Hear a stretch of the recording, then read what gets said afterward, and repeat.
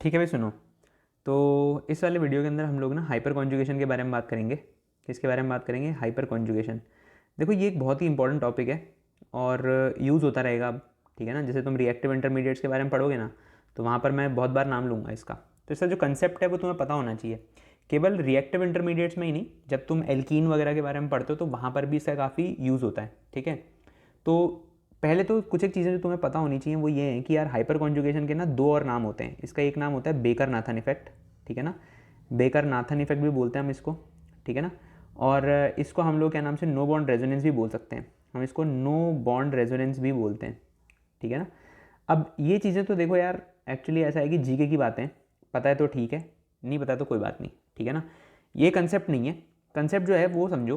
Concept ये कहता है कि भाई अगर मान लो तुम्हारे पास में कहीं पे कार्बन हाइड्रोजन का बॉन्ड है, सिग्मा बॉन्ड, तो तुम उसके इलेक्ट्रॉन डेंसिटी का डोनेशन कर सकते हो।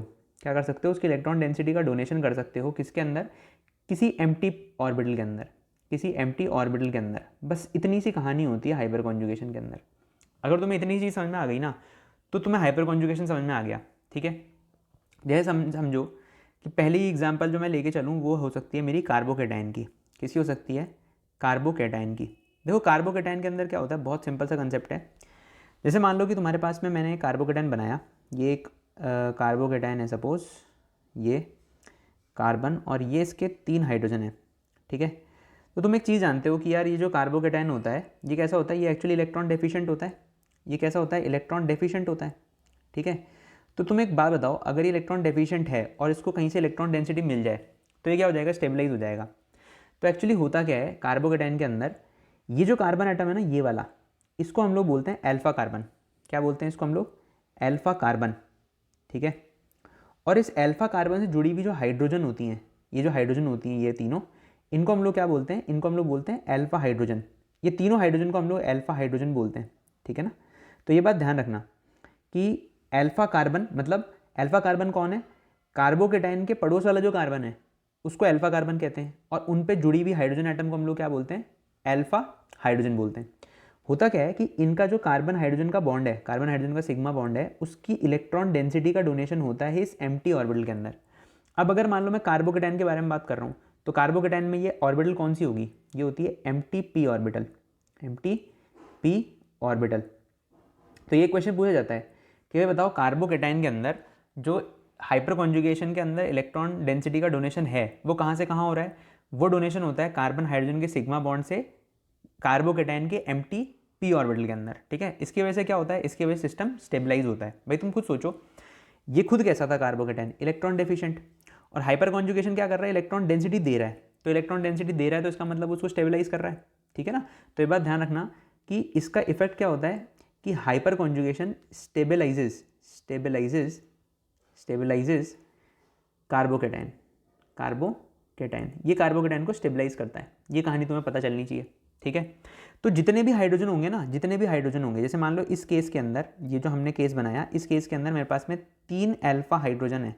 तो तीनों अल्फा हाइड्रोजन कंट्रीब्यूट करेंगे हाइपर कॉन्जुगेशन के अंदर। तीनों की इलेक्ट्रॉन डेंसिटी जो है वो दी जा सकती है ना।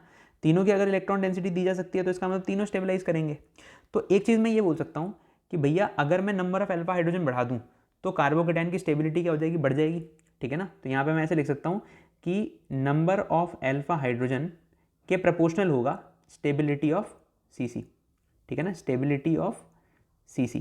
ठीक है ना, तो कार्बोकेटाइन की स्टेबिलिटी जो है वो नंबर ऑफ अल्फा हाइड्रोजन के ऊपर डिपेंडेंट होगी। जैसे जैसे मैं नंबर ऑफ अल्फा हाइड्रोजन बढ़ाऊंगा वैसे वैसे नंबर ऑफ हाइड्रोजन या कार्बन हाइड्रोजन के बॉन्ड जो हाइपर कॉन्जुगेशन में पार्टिसिपेट कर पाएंगे वो बढ़ जाएंगे। हेंस जो स्टेबिलिटी है वो क्या हो जाएगी? बढ़ जाएगी। ठीक है, तो यहाँ से मैं एक बहुत ही सिंपल सा ऑर्डर निकाल सकता हूँ। जैसे मान लो अगर मैं लिखना चाहूँ कि मेरे पास में ये एक कार्बोकेटाइन है। ठीक है, एक कार्बोकेटाइन है मेरे पास में ये वाला, और एक है मेरे पास में ये वाला। तो अब मैं तुमसे पूछूं कि बताओ इनमें सबसे ज़्यादा स्टेबल कौन होगा? तो तुम कुछ मत करो, simple number of alpha hydrogen count कर लो। भाई देख लो, पहली बात तो अल्फा कार्बन कौन सा होगा? ये कार्बन अल्फा है, ये भी अल्फा कार्बन है, और ये भी अल्फा कार्बन है। ठीक है ना, कार्बोकेटाइन में अल्फा कार्बन किसको कहते हैं? कार्बोकेटाइन के बगल वाले कार्बन एटम को। इस वाले में ये और ये अल्फा कार्बन होगा, और इस वाले में ये अल्फा कार्बन होगा। अल्फा कार्बन से जुड़ी हुई हाइड्रोजन क्या कहलाएगी? अल्फा हाइड्रोजन कहलाएगी। तो बताओ कितनी कितनी अल्फा हाइड्रोजन है यहाँ पे? 3 अल्फा हाइड्रोजन यहाँ पर है 3 अल्फा यहाँ पर है और 3 अल्फा यहाँ पर है, टोटल कितनी हो गई 9 अल्फा हाइड्रोजन है टोटल कंपाउंड के अंदर। इस वाले में देखो 3 अल्फा हाइड्रोजन यहाँ होंगी, 3 अल्फा हाइड्रोजन यहाँ होंगी, टोटल कितनी हो जाएंगी 6 अल्फा हाइड्रोजन। इस वाले के अंदर 3 ही अल्फा हाइड्रोजन होंगी तो 3 अल्फा हाइड्रोजन टोटल हो जाएंगी। तो इसका मतलब तुम ये कहते हो कि ये सबसे ज़्यादा स्टेबल होगा और ये सबसे कम स्टेबल होगा। मतलब अगर मैं इसको फर्स्ट बोल दूँ, इसको सेकंड बोल दूँ और इसको थर्ड बोल दूँ, तो फर्स्ट की स्टेबिलिटी सबसे ज़्यादा होगी और थर्ड की स्टेबिलिटी क्या होगी सबसे खराब। क्यों? क्योंकि उसमें नंबर ऑफ अल्फा हाइड्रोजन क्या है सबसे कम आ रहे हैं। ठीक है, ये कंसेप्ट तुम्हें समझ में आना चाहिए कि कार्बोकेटाइन की स्टेबिलिटी जो है वो हाइपर कॉन्जुगेशन से डिसाइड करी जा सकती है। तो ये हाइपर कॉन्जुगेशन का एक एप्लीकेशन हो गया कि कार्बोकेटाइन की स्टेबिलिटी जो है वो हाइपर कॉन्जुगेशन के ऊपर डिपेंडेंट होती है। अब क्वेश्चन उठता है कि हाइपर कॉन्जुगेटिव स्ट्रक्चर कैसे बनाएं। भाई हो सकता है तुम्हारे को कभी हाइपर कॉन्जुगेटिव स्ट्रक्चर बनाने ना आते हो कार्बोकेटाइन के अंदर, तो मैं बना के दिखा देता हूँ। देखो हाइपर कॉन्जुगेशन के जो स्ट्रक्चर होते हैं वो हम कैसे बनाते हैं। सपोज़ ये मेरे पास में कार्बोकेटाइन था, ठीक है, और ये उसके ऊपर 2 हाइड्रोजन है, तो मैं इसका जो दूसरा हाइपर कॉन्जुगेटिव स्ट्रक्चर होता है वो कैसे बनाता हूँ। देखो तो मैं समझो कि ये वाला जो इलेक्ट्रॉन है ना, ये वाला जो बॉन्ड है, कार्बन हाइड्रोजन का बॉन्ड है, ये यहाँ मूव हो रहा है, ठीक है ना। अब ये एक्चुअली ऐसा मूव नहीं होता, ठीक है ना। हम तो जिस बनाने का कैसे बना सकते हो तुम, कैसे समझ सकते हो उस चीज़ को, वो बता रहा हूँ। तो ये कभी भी हाइपर कॉन्जुगेटिव स्ट्रक्चर बनाते वक्त हमें ये ब्लू एरो बनाना नहीं होता है, ठीक है ना। गलती से मत बनाना, ये गलत हो जाएगा, ठीक है। तो ये दिखता कैसे है कि हाइड्रोजन यहाँ पर होगा, हाइड्रोजन पे आ जाएगा पॉजिटिव चार्ज, यहाँ पे ये वाला हाइड्रोजन इंटैक्ट है, और यहाँ आ जाएगा तुम्हारे पास डबल बॉन्ड। देखो मैंने मूव किया ना, ये मूव करना तो जस्ट एक एक्सप्लेनेशन के लिए है, मुझे पता चल जाए कि बॉन्ड कहाँ बनाना है, ठीक है ना। बाकी ऐसा होता नहीं है। तुम हाइपर कॉन्जुगेटिव स्ट्रक्चर बनाते हो कभी भी ये बनाना मत गलती से भी, ये क्या गलत कर देगा उसको, ठीक है। तो इस तरीके से बनाओगे तो यहाँ पर तुम्हारे पास में 2 हाइड्रोजन और लग जाएंगे, ठीक है। तो ये एक हाइड्रोजन से तुमने हाइपर कॉन्जुगेशन एक्सप्लेन कर दिया। तुम ऐसे ही एक और चीज़ बना सकते हो, उसमें तुम क्या करोगे भाई कि यहाँ पर तुम्हारे पास हाइड्रोजन रहेगा, अब की बार ये वाले हाइड्रोजन की इलेक्ट्रॉन डेंसिटी जाएगी, ठीक है। तो यहाँ पर डबल बॉन्ड C और यहाँ पर 2 हाइड्रोजन हो जाएंगे। एक और तुम बना सकते हो, अब पहले तुमने ये वाले हाइड्रोजन से हाइपर कॉन्जुगेशन दिखा दिया, ये वाले से दिखा दिया, अब इस वाले से भी दिखाओगे। तो इसमें कैसे बनेगा, ये कार्बन, ये हाइड्रोजन, यहाँ पे हाइड्रोजन, इसका हाइड्रोजन के ऊपर आ जाएगा पॉजिटिव चार्ज, यहाँ आ जाएगा डबल बॉन्ड, यहाँ कार्बन, यहाँ हाइड्रोजन और यहाँ हाइड्रोजन, ठीक है। तो तुमने क्या किया, जितने अल्फा हाइड्रोजन थे उतने हाइपर कॉन्जुगेटिव स्ट्रक्चर बना दिए, ठीक है। तो तुम ऐसा भी कह सकते हो कि भाई जितने ज़्यादा अल्फा हाइड्रोजन होंगे उतनी ज़्यादा कार्बोकेटाइन की स्टेबिलिटी होगी। या तुम इसी चीज़ को एक तरीके से और बोल सकते हो कि जितने ज़्यादा अल्फा हाइड्रोजन होंगे उतने ज़्यादा हाइपर कॉन्जुगेटिव स्ट्रक्चर बनेंगे, ठीक है ना। भाई देखो ना, 3 अल्फा हाइड्रोजन थे तो 3 हाइपर कॉन्जुगेटिव स्ट्रक्चर बने, 1 2 3।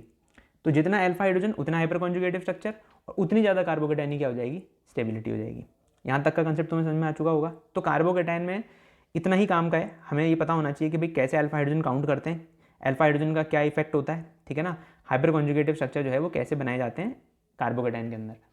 अब आ जाओ दूसरा एल्कीन्स के अंदर। दूसरा जो तुम्हारा काम होता है वो किसके अंदर होता है, एल्कीन के अंदर, कि भाई एल्कीन के अंदर हाइपर कॉन्जुगेशन कैसे होता है, होता भी है या नहीं होता है। तो एक बात ध्यान रखना कि एल्कीन के अंदर क्या है, जैसे मान लो कि तुमने एक एल्कीन बनाई, ये एक एल्कीन है सपोज, ठीक है। तो इस एल्कीन में क्या होता है, एल्कीन के अंदर अल्फा कार्बन किसको कहते हैं, पहली बात तो ये समझना, ये और ये वाले कार्बन क्या कहलाते हैं, अल्फा कार्बन कहलाते हैं। ये क्या कहलाते हैं, अल्फा कार्बन है ये, ठीक है। इस अल्फा कार्बन के ऊपर कोई हाइड्रोजन लगी होगी, उस हाइड्रोजन को हम लोग क्या नाम देते हैं, अल्फा हाइड्रोजन। तो जैसे मान लो अगर मैं बनाना चाहूँ तो इसके ऊपर मेरे पास 3 हाइड्रोजन होंगे। तो अगर ये वाली कार्बन अल्फा कार्बन है तो ये जो 3 हाइड्रोजन लगी हुई है ना, ये वाली, ये तीनों क्या कहलाएंगी, ये तीनों कहलाती हैं अल्फा हाइड्रोजन, ठीक है। होता क्या है कि अब ध्यान से समझना, कार्बोकेटाइन के अंदर तुम क्या कर रहे थे, कार्बन हाइड्रोजन का डोनेशन कर रहे थे एम्प्टी p ऑर्बिटल के अंदर। बट जब तुम एल्कीन के केस में आते हो ना, तो एल्कीन के केस में ऐसा नहीं होता। एल्कीन के केस में इस कार्बन हाइड्रोजन का डोनेशन होता है इस कार्बन के पाई स्टार ऑर्बिटल के साथ में, ठीक है। ध्यान रखना इस चीज़ को कि तुम यहाँ पे कार्बन हाइड्रोजन के सिग्मा बॉन्ड का डोनेशन करते हो किसके अंदर, पाई स्टार ऑर्बिटल के अंदर।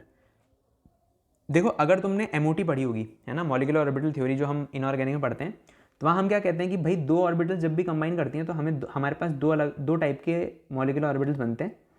एक हमारे पास बनती है बॉन्डिंग, ठीक है ना, एक बनती है बॉन्डिंग और एक बनती है एंटी बॉन्डिंग, ठीक है ना। तो एंटी बॉन्डिंग को हम कैसे डिनोट करते थे, एंटी बॉन्डिंग को हम लोग ऐसे तो डिनोट, मान लो ये सिग्मा है तो ये क्या होगा, सिग्मा स्टार होगा, ठीक है ना। मतलब स्टार लगा दिया तो इसका मतलब वो क्या है, एंटी बॉन्डिंग ऑर्बिटल है। तो ये वही पाई स्टार है, पाई स्टार का मतलब पाई एंटी बॉन्डिंग ऑर्बिटल है। तो तुम कार्बन हाइड्रोजन के सिग्मा इलेक्ट्रॉन का डोनेशन करते हो कहाँ पे, पाई स्टार ऑर्बिटल के अंदर करते हो। ये बहुत ही इंपॉर्टेंट कंसेप्ट है, ये कंसेप्ट बड़ा ही इंपॉर्टेंट है। जिसको ये चीज़ समझ में आ गया उसको मज़ा आ जाएगा, ठीक है। अब देखो इसका इफेक्ट क्या होता है, ठीक है ना, इसका इफेक्ट क्या होता है। तो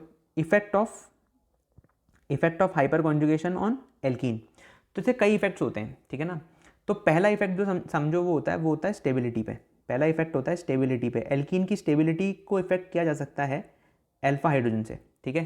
तो ये बात ध्यान रखना कि जितने ज़्यादा नंबर ऑफ अल्फा हाइड्रोजन होंगे वो प्रोपोर्शनल हो जाएगा किसके, स्टेबिलिटी ऑफ एल्कीन के, स्टेबिलिटी ऑफ एल्कीन के।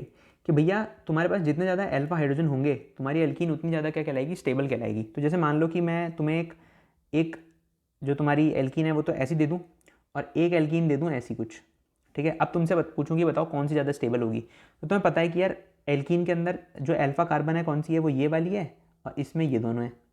तुम्हें पता है कि भाई यहाँ पर तुम्हारे पास में 3 अल्फा हाइड्रोजन है, यहाँ पे तुम्हारे पास 3 अल्फा हाइड्रोजन इसके और 3 अल्फा हाइड्रोजन इसके। तो इसका मतलब क्या हुआ, इसमें टोटल 3 अल्फा हाइड्रोजन है, इसमें टोटल 6 अल्फा हाइड्रोजन है। तो बताओ ज़्यादा स्टेबल कौन सी होगी, भाई डेफिनेटली ये सेकंड वाली ज़्यादा स्टेबल होगी।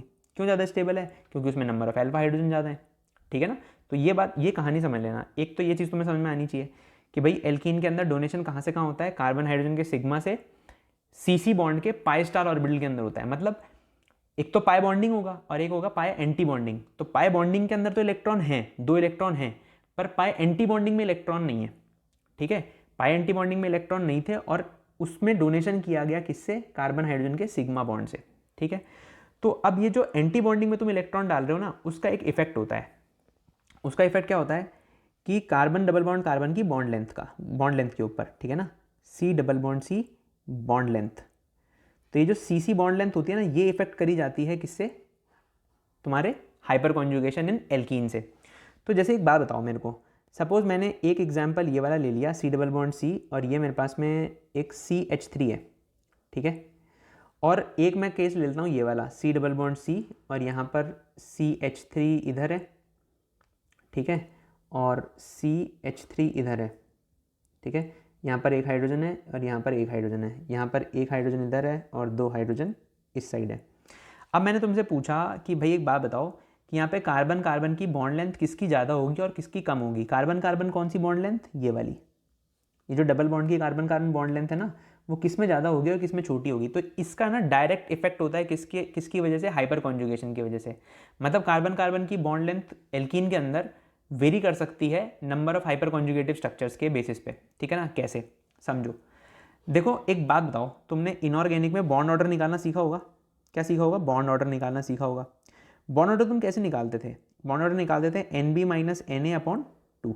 मतलब बॉन्डिंग में इलेक्ट्रॉन कितने माइनस एंटी बॉन्डिंग में कितने इलेक्ट्रॉन है, उसको डिवाइड कर देते 2 से। एक बात बताओ, अगर मान लो इस वैल्यू में मैं Na की वैल्यू बढ़ा दूँ, मतलब मैं नंबर ऑफ एंटी बॉन्डिंग और इलेक्ट्रॉन्स बढ़ा दूँ, तो क्या होगा बताओ, बॉन्ड ऑर्डर की वैल्यू कम होने लग जाएगी क्या।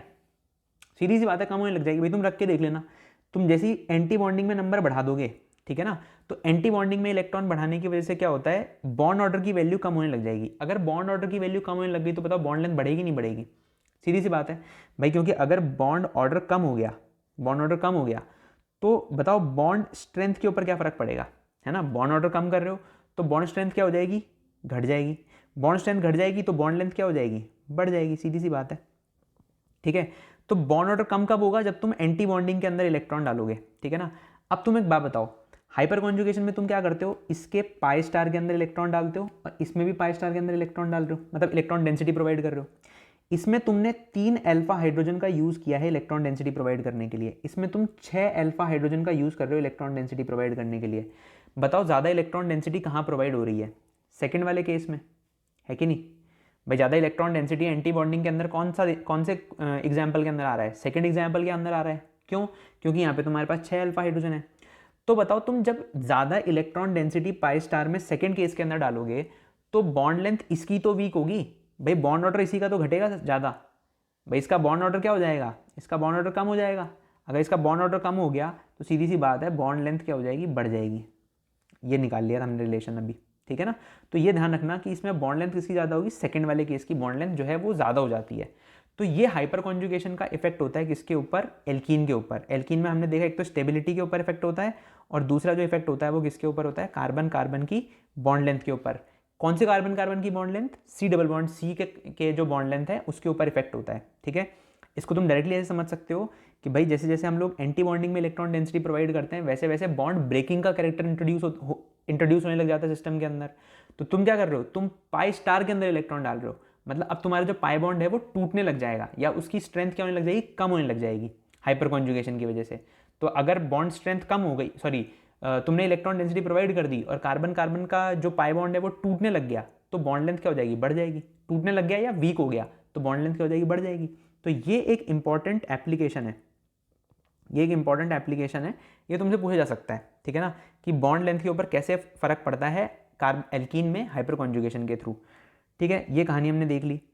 अब तीसरी चीज़ देखते हैं, तीसरी चीज़ जहाँ पे हाइपर कॉन्जुगेशन काम कर सकता है वो काम कर सकता है इन बेंजीन रिंग। ठीक है ना, बेंजीन रिंग में भी इफेक्ट पड़ता है इसका। देखो बेंजीन रिंग में क्या होता है, जैसे मान लो कि तुम्हारे पास बेंजीन रिंग में कैसा क्वेश्चन पूछा जाएगा, जैसे सपोज ये एक बेंजीन रिंग है और तुम ऐसा समझो कि यहाँ पे तुम्हारे पास में 3 हाइड्रोजन है, 3 अल्फा हाइड्रोजन है। बताओ अल्फा कार्बन कौन सा है, पहली बात तो ये अल्फा कार्बन है और इससे जुड़ी हुई हाइड्रोजन क्या कहलाएंगी, इससे जुड़ी हुई हाइड्रोजन अल्फा हाइड्रोजन कहलाएंगी, है कि नहीं।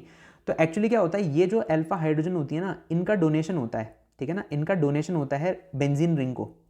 तो जितने ज़्यादा अल्फा हाइड्रोजन होंगे उतनी ज़्यादा बेंजीन क्या हो जाएगी, इलेक्ट्रॉन रिच हो जाएगी। ठीक है ना, तो हाइपर कॉन्जुगेशन कैसा इफेक्ट है, hyper conjugation electron donation effect है ना। तुम इलेक्ट्रॉन मान लो डोनेट कर रहे हो, तुम इलेक्ट्रॉन डोनेट करोगे तो क्या होगा, तुम इलेक्ट्रॉन डोनेट करोगे तो बेंजीन रिंग के ऊपर क्या फर्क पड़ने वाला है कि वो बेंजीन रिंग कैसे हो जाएगी, इलेक्ट्रॉन रिच हो जाएगी।